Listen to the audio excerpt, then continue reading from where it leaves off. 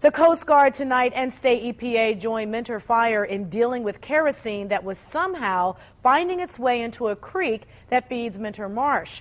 The question tonight, where was the fuel coming from? News Channel 5's John Kosich has the story of the kerosene mystery.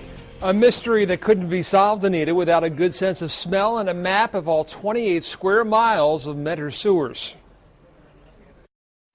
Containment booms sit in this creek off Hopkins Road in Mentor, which feeds the marsh. Emergency crews were called here this afternoon for a strong fuel smell and an oily sheen on the water. And that was the initial call, and then that's how we worked our way back and found out that the source was at this big 5-foot opening right here at the end of the street, and that's where we found the source. The source being where the kerosene left the sewer, but where was it going in? And then it took several hours from there to work our way all the way back until we found it down here, and this is several miles involved in here. They were drawn here to Kelly Drive, just south of Route 2, where they then put their trust in their noses. It was by process of luck. They came down and they kept looking for drains, and they found this one, and they smelled it here, and then they ended up working their way in the backyard and finding the tank. The tank, a 280-gallon kerosene tank that recently had an estimated 100 gallons in it. Through corrosion, it leaked, covered his backyard,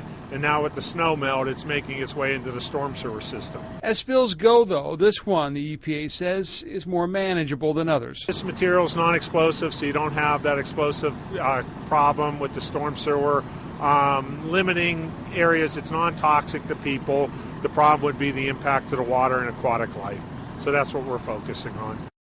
And the Coast Guard was handling the cleanup on the other end by the marsh. A company was being brought in tonight to handle the detail on the house, something that the EPA says the homeowner who didn't want to talk tonight will likely be on the hook for as far as the cost is concerned.